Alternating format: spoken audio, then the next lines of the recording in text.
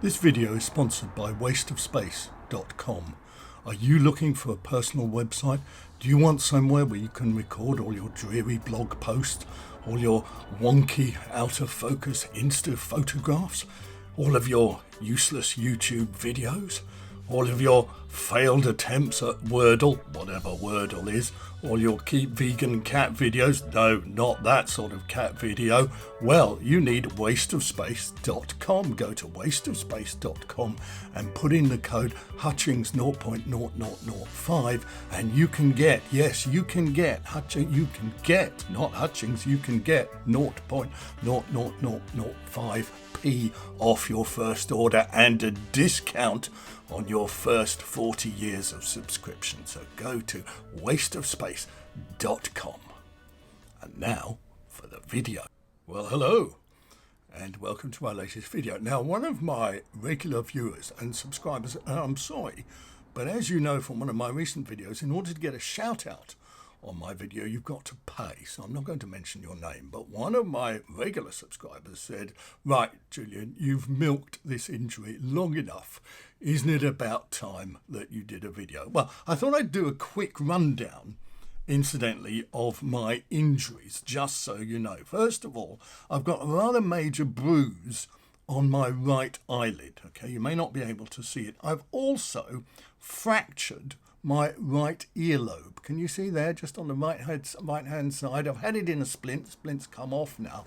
I've also got a serious contusion, yes, a contusion on the sole of my left foot. And I've also broken half of the bones in my left small fingernail. So I think you'll agree that my level of injuries are pretty close to that of Egan Bernal, and if he can be discharged from hospital, I don't see why I can't be discharged from my pit, i.e. my bed, and get up and make you guys a video. So I thought that's what I'd do. So what are we doing today? Well, sponsored by wasteofspace.com, I thought I'd do some cycling products that perhaps didn't take off, and a couple that provide a history of some of our current cycling products that you may not be familiar with. Now, the first one, and let's get straight into it.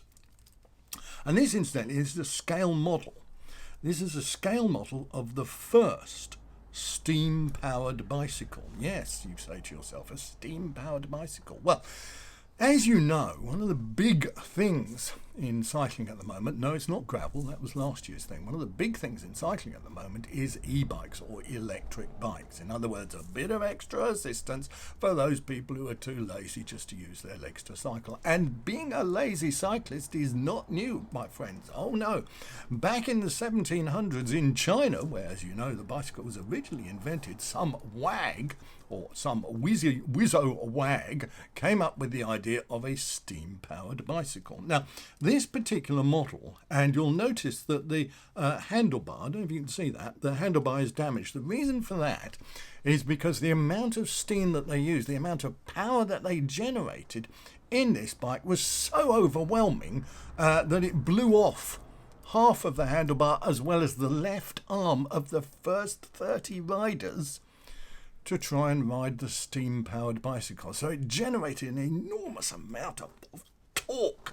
The amount of talking that went on when people were talking about steam-powered bicycles has only been exceeded by the amount of talking that's gone on about e-bikes. Anyway, so this is a scale model. It didn't take off for obvious reasons, but e-bikes have taken off.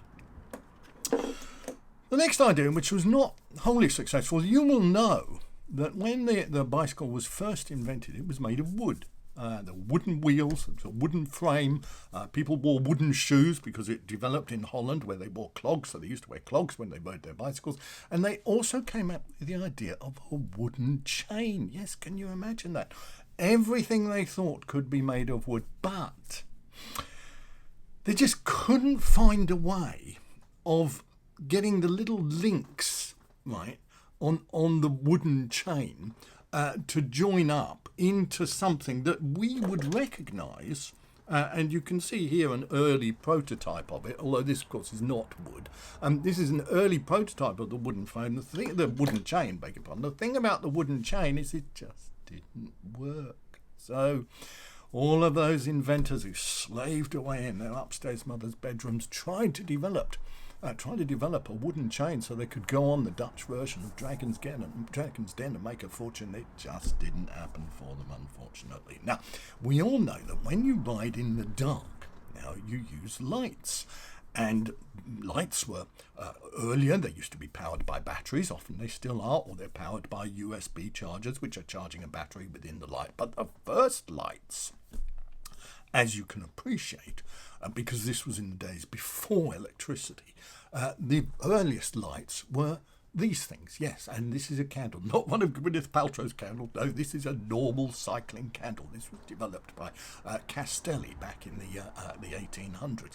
And the way it would work, right, you can imagine your bicycle here. Obviously, these two items are not to scale, boys and girls, so don't get confused about this. The candle, obviously, in real life was a lot bigger than the bicycle, because otherwise it wouldn't last for long enough.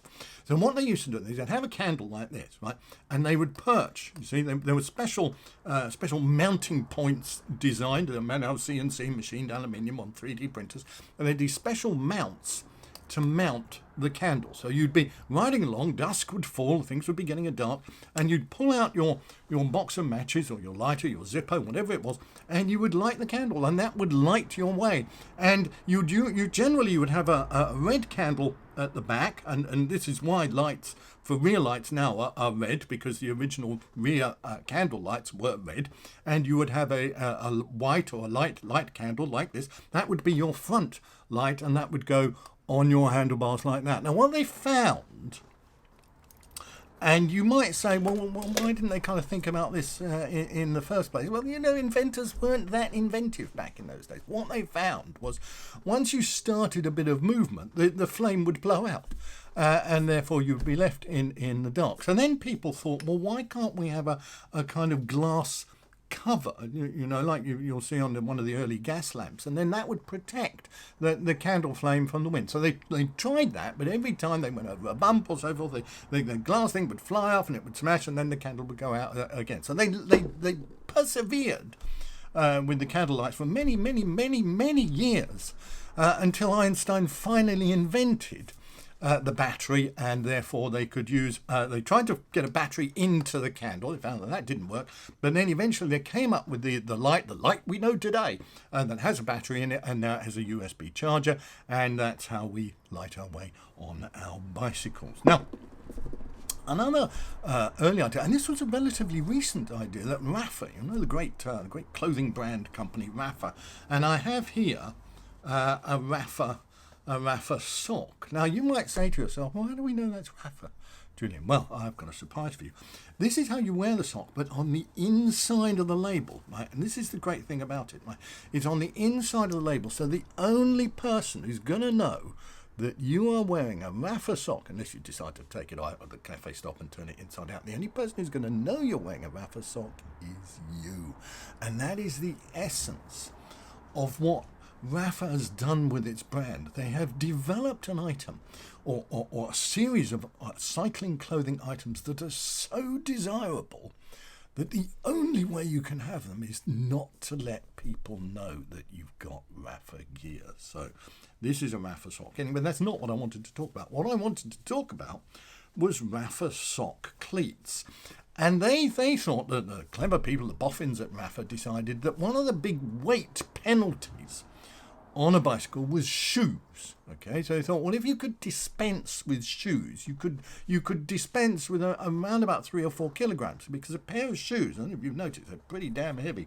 So what they developed was a sock like this, and then a cleat like this. This is a look cleat. This wasn't one of the original sock cleats, but it is a sock and it is a cleat. So you can imagine in your mind, you can also imagine that this is on my foot, and the two things go together. So the cleat was sewn onto the sock like that. You can see how it might be. See how that might have worked. The cleat was sewn onto the sock. Actually, this is the. I've got this all wrong, haven't I? This is the pedal rather than the cleat. Okay, so let me see if I can find the cleat as opposed to the pedal. Oh, Julian, you've made a mess of this video already. Okay, I'm back again. So, right, here's the cleat. All right, so the look cleat, as you know, clips into the look pedals. All right, so let's dispense with the pedal. So the look cleat then was sewn on to the sock, like that, you see? So, and then you got on your bike, you clipped your cleat into the pedal, and bingo, you cycled away. But then various people said, because this went all the way up to Simon Mottram, the very top, the enormous Raffa tree went right up there before they got to the Walmart people, and it got right up there. And Simon Mottram said, well, okay, I can see how that might work when you're cycling, but what happens when you're not cycling? What happens when you get off the bike and you've got to walk? And they were like, what? And Simon Mottram says, what happens when you get off the bike and you've got to walk? And you're walking in your socks, aren't you? And they were like, let's go back to the drawing board. So they went back to the drawing board, and anyway, it didn't go any further. So I still have a Raffa sock, I still have a cleat, I still have a pedal, but unfortunately you have to have the shoe element. Okay, you've all got, not all of you, but most of you have got a cycle computer. You've got a Garmin, you've got a Wahoo, you've got a Hammerhead Karoo, you've got a Brighton, you've got other brands are available. And if you haven't got a real proper cycling computer, you might use your iPhone, and you might use just a basic cycling computer. I think Cat Eye used to make one. But what did they do in the 16th century when the bicycle was developed and people said, we want to be able to record our rides and put the details on Strava? And they said, well, you can't do that. And people said, well, what is the point of going out for a bike ride with your mates, doing a club run, if you can't record the miles and the elevation and the watts and the calories burned and all that other shit data that nobody cares about? What is the point if you can't put all of that on Strava? Because even back in the 16th century, right, Galileo, who was a very keen cyclist, pointed out if he's not on Strava, it didn't happen. So the boffins in China, where of course all great things were invented and now all great things are made, came up with the idea of the first cycling computer, and it was, yes, boys and girls, this. Trying to hold this mic way up. And you know what this is? This is the Wahoo Abacus. Yes, the Wahoo Abacus. So this would be strapped to the front of your handlebars. You can imagine, use this model here, the steam-powered bicycle, and here is the Wahoo Abacus. Okay, the items are not to scale, boys and girls, are not to scale. And you would attach the abacus to the front of your bike, like that. And then you would have to measure off how far you'd gone. Okay, so you had to, there's a certain amount of guesswork involved, but once you'd gone, let's say 100 feet, or meters if you were French, you'd travelled 100 meters, or French if you were, or English, or feet if you were English, you would then move one of these blue things over from the other side. Okay, and when you'd done 1,000 meters, or 1,000 feet if you were French, then you would move one of these red things over to the other side. And then the kind of beige coloured one here, that was for elevation. Okay, so when you went up a mountain, you had to move that across. The green one here, that was for wattage. The yellow one here, that was for calories burned. The blue one here, that was for heart rate. You had to hold your kind of hand over your heart like that, so you could kind of measure your beats as you're going on. And then the bottom four, I don't know what they were for, but they were used in other countries that don't use the metric system. So the early abacus, developed by Wahoo, of course, because they were very popular. There was a Garmin version, but the battery used to run out on that. But people didn't like that so much. And then Hammerhead came along with their own version of the abacus. It was called the Hammerhead Abacus 2, which an early kind of incarnation of Chris Froome actually invested in and made vast amounts of money when his cycling career would end. So the abacus, right, the Wahoo Abacus was the first cycling computer. So it was a great invention, and it moved things ahead. And then obviously the new computers that we have now got developed. Now, obviously, cyclists like to film their rides. And they like to make these really dull YouTube videos, just like mine, and they want to put them up. They want to put them up on their channel, and they say, look, I've got a GoPro. I've got a GoPro on a chest mount, or I've got a GoPro in a mouth mount. I can't really talk like that. Or I've got a GoPro attached to my handlebars, even on these handlebars, on the steam-powered bicycle like that. They used to have that. So not everybody now has got a GoPro, so they can record their rides. So did you know, right? You may not know this, but there are 3 billion, count it, 3 billion videos about doing the King Alfred's Way are uploaded to YouTube every 24 hours. Right? Now I'm just going to pause for a moment and let that sink in. So that's 3 billion videos every 24 hours are uploaded to the YouTube website about people's attempts at cycling the King Alfred's Way, which is a dreary gravel route somewhere in southwest England. So I'm told. And one of these days, if Julian can manage to stay on his bicycle long enough, he may even attempt King Alfred's Way and do a video himself. So anyway, I'm getting off the subject. But the early GoPro, right, was not called GoPro, by the way. It was called Go Amateur, because nobody thought that GoPro users would be professional photographers, right, because they were just rubbish. And their videos were rubbish, mostly. So what they had, right, it wasn't even called an action camera. What they had was a camera, right, and it was a camera of this size. And the early cyclists, right, back in the 19th century, they used to have a chest mount, and on their chest mount they had their camera like this, okay? And this was one of the early versions. This was a GoPro, or it wasn't called a GoPro then, it was called a Go Amateur. Okay, it was quite heavy. The stabilization was rubbish, and in fact you couldn't take video, so you could only do still pictures. But if you took lots of still pictures and then kind of put them all together, knitted them together with special software, you could make an approximation of a video, which is what most of the stuff is on YouTube at the moment. So that was the Go Amateur. Now we're getting to the end of this list, and you may ask yourself, I ask myself this quite regularly, but you may ask yourself, why is a bottle cage shaped the way it is? Now, you might be saying, oh my God, Chili, what a stupid question. It's shaped the way it is because that's how the bottle is. Yeah, but what came first? What came first, the bottle or the bottle cage? I'll tell you what came first. The bottle came first, yes. And originally, when cycling started back in the 13th century under the Romans, they didn't drink water because water was believed to be bad for you. And as of course we know now, water is bad for you. But W. Fields said, don't drink water, fish fucking it. Oh, sorry, bad word there. I'm going to lose all my YouTube revenue. I'm stumbling over my words here because I'm getting really excited now that my illnesses are starting to disappear, except for the dementia.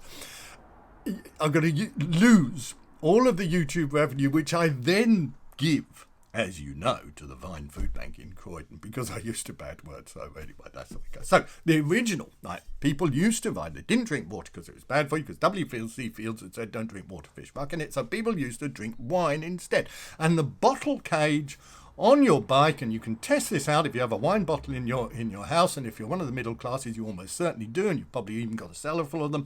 Take one of your wine bottles. You can use white or red or rosé, whatever is your choice. I would suggest you don't use a Prosecco or a sparkling one, because that tends to that's going to make you a bit frothy while you're cycling along. So take your wine bottle, and you will find that it fits perfectly. You might wonder what I'm doing there, but it fits perfectly into your bottle cage. So the reason why your bottle cage on your bicycle is the size that it is not because that is the size of the water bottles. It is because that is the size of the wine bottles that were originally drunk by cyclists back in the 13th century when they first did that Tour de France, or as it was called then, the Tour de Gaule. Yes, the Tour de Gaule. And back in those early days, funnily enough, there was a great Belgian cyclist who won the Tour de Gaule 472 times, and his name was Eddie Merckx, and people call him the greatest cyclist ever in the history of the world until Tadej Pogačar came along. So, I hope you've enjoyed that brief run through of some cycling products, some that made the grade, some that didn't make the grade, and some that transmogrified into other uses.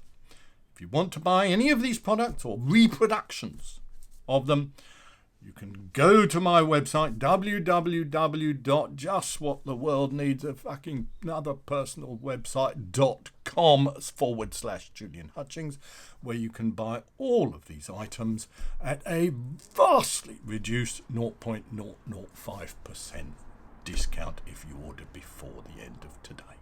So, thanks for watching. I'm hoping to get back onto my bike for some proper cycling rides now that I'm feeling a little bit better, and my damaged chest and my collapsed tongue is finally healing. So thanks for watching. I'm supposed to say, if you like my videos, consider subscribing. Why do people say consider subscribing? Why don't they just say, why don't you fucking subscribe? Right? Tell your friends. Because all of the money raised from Julian's videos, and I don't know why more YouTubers don't do this, goes to the Vine Food Bank, which is in Croydon in the United Kingdom, and therefore helps to support people who are less fortunate than ourselves. So thanks for watching, and I'll see you next time.